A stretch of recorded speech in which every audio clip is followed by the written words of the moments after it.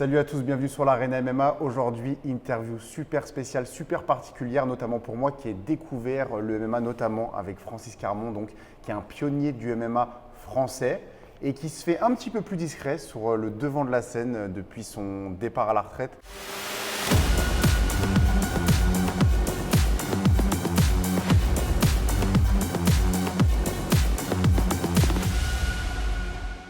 Francis, merci beaucoup déjà d'accepter cette interview. Comment ça va? Ça va très bien et vous? Ça va très bien, merci. Alors, pour commencer, il y a plein de choses à dire là avec Francis. Repartons du début. Parle-nous de ta carrière en France déjà et avant le déménagement à Montréal. J'ai commencé MMA en France il y a longtemps.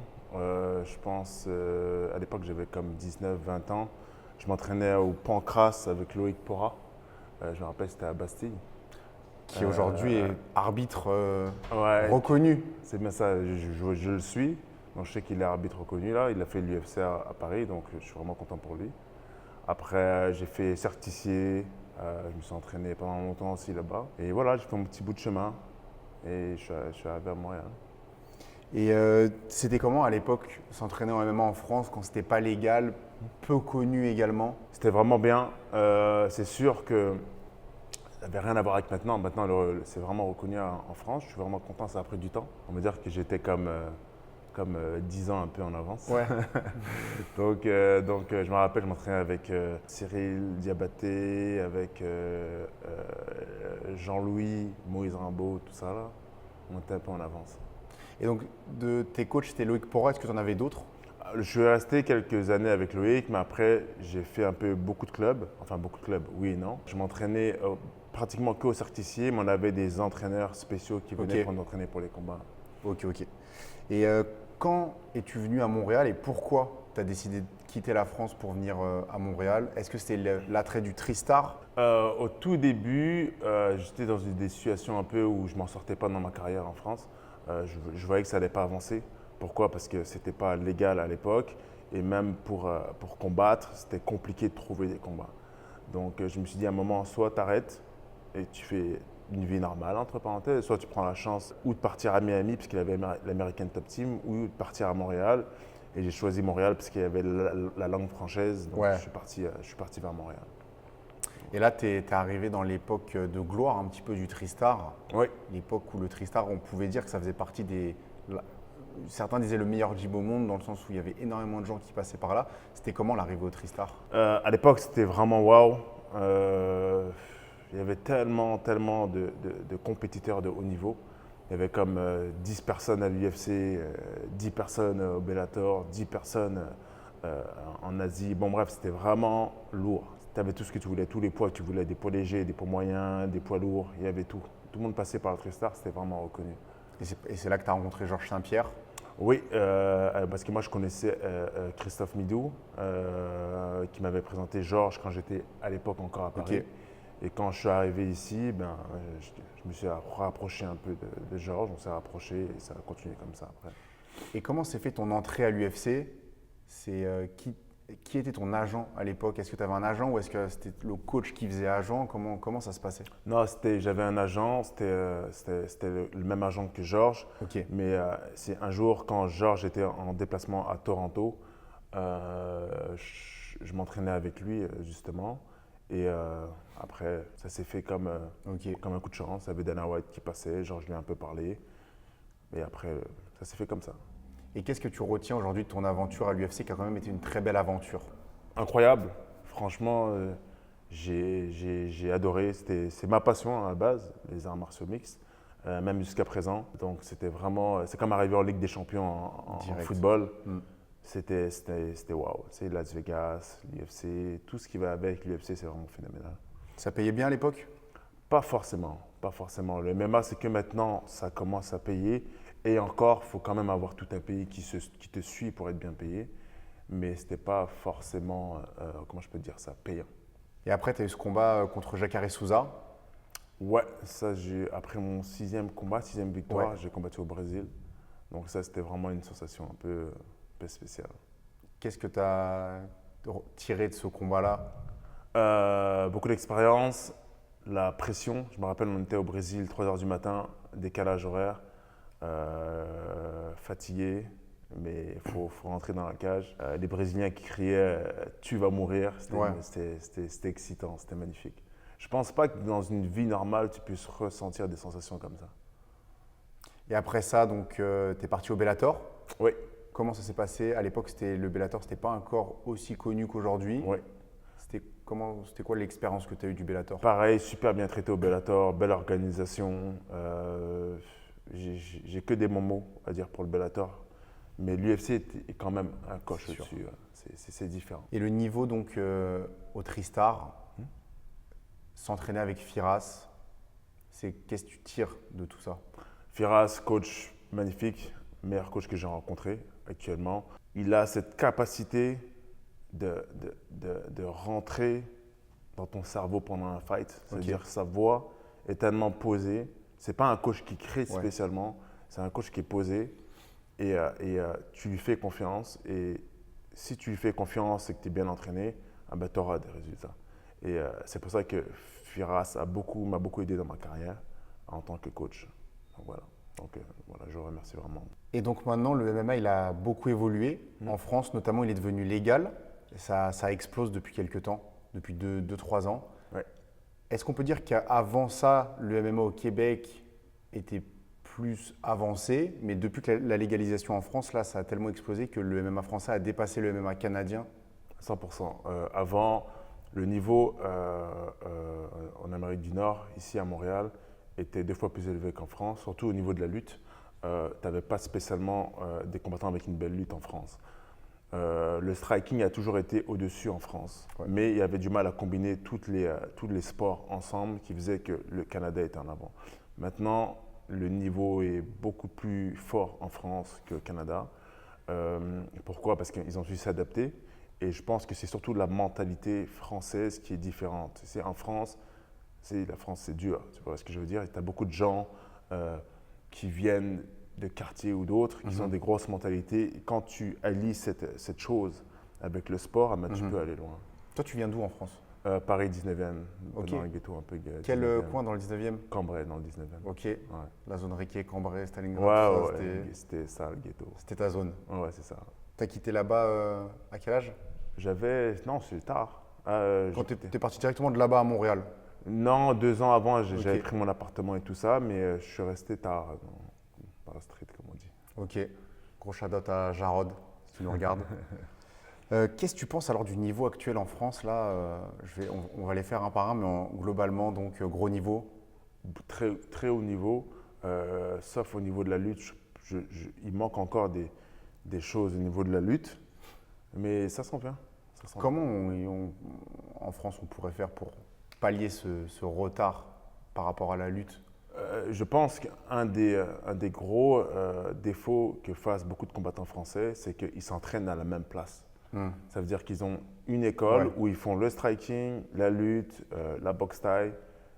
Une chose, moi, qui m'a permis de passer un niveau, c'est de m'entraîner dans différentes écoles pour chaque spécialité. Okay. Pour m'entraîner en Muay Thai, je vais dans une école de Muay Thai. Pour m'entraîner en Jiu-Jitsu, je vais dans un truc de Jiu-Jitsu. Pour faire de la lutte, je vais chez les Russes qui font de la lutte. Donc, tu dois partager les choses. Ce n'est pas un seul coach qui peut être fort dans tout. Ouais. Il peut être fort dans sa vision générale, mais pas dans la pratique de tout. Donc, si différencier chaque enseignement, je pense qu'il serait plus fort. Il y a quand même quelques bonnes personnes en lutte en France, des coachs de lutte ou de grappling. Bien sûr. Mais pas assez, ou alors c'est plutôt les combattants qui ne vont pas assez peut-être vers eux? Je pense que c'est surtout les combattants qui ne vont pas spécialement vers eux. Mais il y a des bons lutteurs. Tu regardes même aux Jeux Olympiques ou comme ça, il y a beaucoup d'Européens ou de Français. Donc, Quel regard portes-tu sur Cyril Gane? Très gros combattant. Quand il est venu s'entraîner à Montréal, je me rappelle, il combattait pour le TKO. Il était venu s'entraîner à la salle que Georges nous avait prêtée.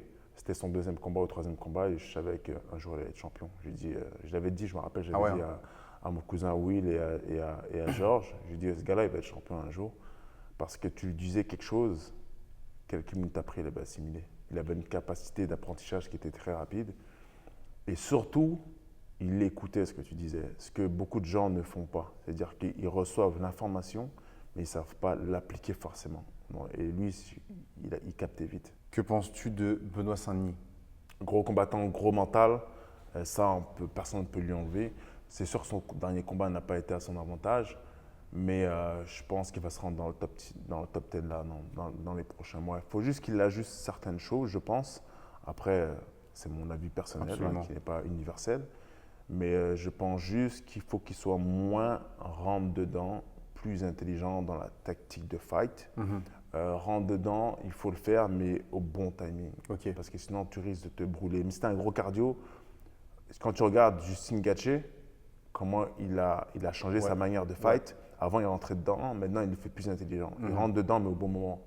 Et ça l'a permis de passer top 2, top 3. Alors qu'au début, au tout début, quand il est rentré à l'UFC, il allait coup pour coup et il a perdu contre Alvarez et contre Poirier. Donc maintenant, là, je pense qu'il battrait les deux, mais il a battu Poirier.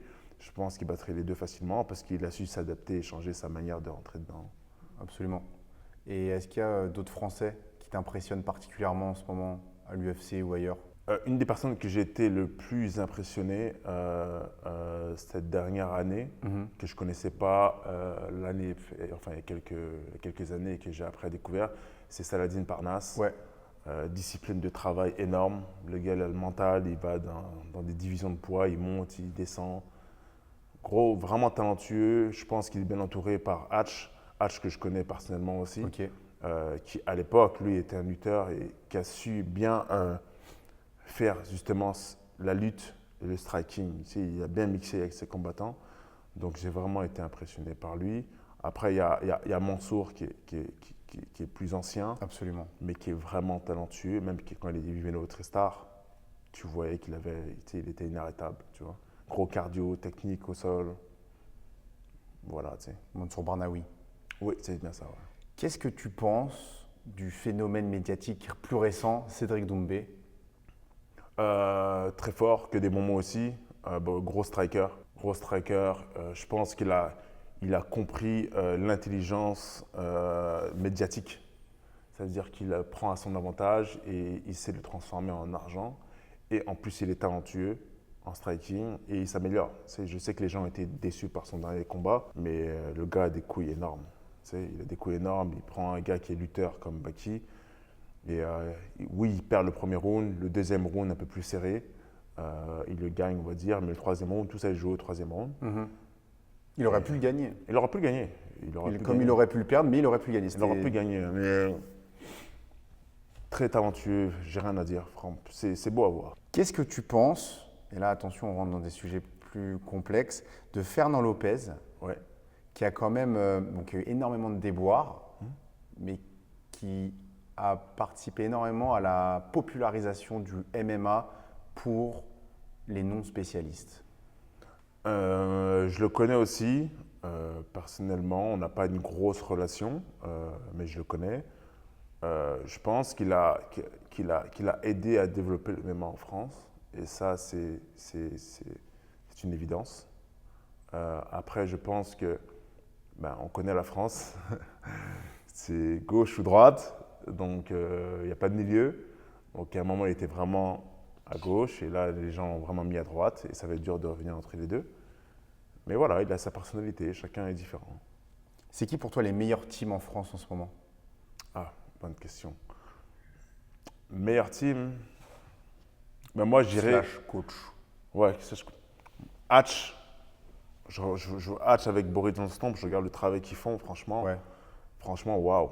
C'est franchement waouh. Je trouve qu'ils ont une bonne mentalité. Ils sont un peu discrets. Pas trop de cinéma. Je trouve qu'ils mettent l'accent sur le fighter et pas sur l'école. Et ils prennent chaque élève qu'ils ont, ils les font pas tous pareil. Ils ne mettent pas tous dans le même moule. Et je trouve que ça c'est important parce que c'est ça qui a fait qu'on veut toujours te mettre dans le même moule, que tu peux des fois oublier ton style. Donc, intéressant. Donc voilà, pour moi, c'est eux que je mets en avant. Même s'ils n'ont pas la plus grosse médiatisation. Ouais, et puis à part Saladin Parnasse, ils n'ont pas énormément non plus de combattants dans les grandes organisations. Oui, mais je pense qu'ils font quelque chose d'intelligent parce qu'ils ne veulent pas brûler leurs fighters. Parce qu'il y a beaucoup de fighters actuellement, des Français qu'ils ont à l'UFC, mais je pense qu'ils n'ont pas encore le niveau pour être à ce niveau-là. Mais bref, ça va venir par la suite. Qu'est-ce que tu penses du public français qui est très versatile, qui a critiqué Cyril Gane après sa défaite contre John Jones, qui a l'air de retourner sa veste quand même assez rapidement, finalement? Je ne veux pas me faire que des amis en disant ça, mais le public français a toujours été comme ça. C'est un public un peu ingrat. Même à l'époque, à ton époque? À mon époque, c'était moins médiatique, donc je ne pourrais pas dire ça.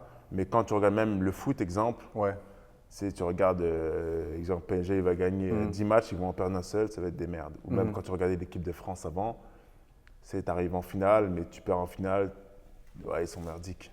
Donc c'est un très très bon public, mais très dur envers ses athlètes. Toi, tu es quand même très discret, par exemple, je te compare à un Cyril Diabaté, dans le sens où vous êtes des pionniers du MMA français, vous faisiez partie des premiers à l'UFC. Lui, il se met beaucoup en devant, podcast, tout ça. Toi, tu as créé ton gym, 09 Boxing. Ouais. Tu fais ton truc, mais on ne voit pas forcément en termes médiatiques. Pourquoi? Parce que je ne suis pas à la recherche de la reconnaissance.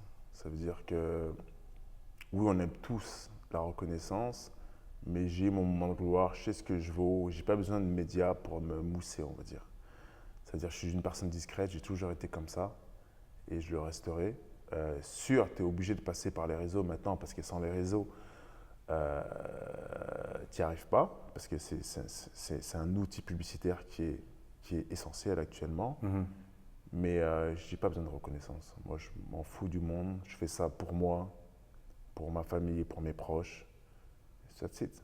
Parce que je pense qu'en tant que justement pionnier du MMA français, tu aurais beaucoup à apporter à ce nouveau public qui essaye de se former, qui ne connaît pas forcément bien le MMA, qui ne connaît pas non plus l'histoire du MMA, ni français, ni autre. Donc, non, c'est sûr. Moi, en tant que fan, j'aimerais devoir analyser des combats. Oui, c'est sûr. Mais pour l'instant, ce n'est pas quelque chose qui m'intéresse. Je préfère me concentrer sur le développement de ma compagnie qui est 09 Boxing. Ouais. Et de monter une compagnie qui fonctionne, qui est duplicable. Et voilà. Et pour l'instant, ce n'est pas mon objectif de m'impliquer dans le MMA français. Ok. Et justement, avec 09 Boxing, est-ce que tu coaches? Tu es devenu coach de combattants? Je coach, mais pas des professionnels. Ok. C'est des monsieur et madame tout le monde, parce que coacher des professionnels, c'est quelque chose qui actuellement me demanderait trop d'énergie. Et je pense que j'ai déjà donné trop au sport, qui fait que j'ai délaissé mes priorités, comme exemple ma famille, que maintenant je préfère me concentrer sur ça. Est-ce que tu suis un petit peu le MMA local québécois, les combattants québécois? Non, pas du tout. Ok. J'en connais quelques-uns, comme Jourdain, Olivier Aubin-Marseille, avec qui je me suis entraîné, mais sinon, c'est tout. Tu t'es entraîné avec Aubin? Olivier, ouais. Olivier, on s'est entraîné au Tristar ensemble pendant des années. Je sais qu'en jiu-jitsu, il y a des écoles qui sont vraiment bonnes. Avant, il n'y en avait qu'une seule, c'était Tristar. Maintenant, exemple, je me suis entraîné à Oma et j'étais impressionné par le niveau. Là. Je me suis dit, shit. Tu as tourné avec qui à Oma? Tellement. La chose qui est bien, c'est que pour trouver quelqu'un de son poids actuellement, qui est lourd, c'était compliqué dans les autres clubs, alors que là-bas, il y avait comme 60 personnes, 10 poids lourds, 10 poids légers, 10 poids, tu avais tout ce que tu voulais. Donc j'ai vraiment été impressionné et je compte y retourner. Tu as tourné avec Franco? Bah oui, Franco, ça fait longtemps que je le connais. Donc, Ok. Il y a un bon… Ouais, je le connais depuis que je suis arrivé ici, peut-être un an et demi après, que je suis arrivé vers 2011-2012, Ok, je le connais. Depuis l'époque. Ouais, depuis l'époque, ouais. Ça marche. C'est pas mal pour aujourd'hui. Parfait.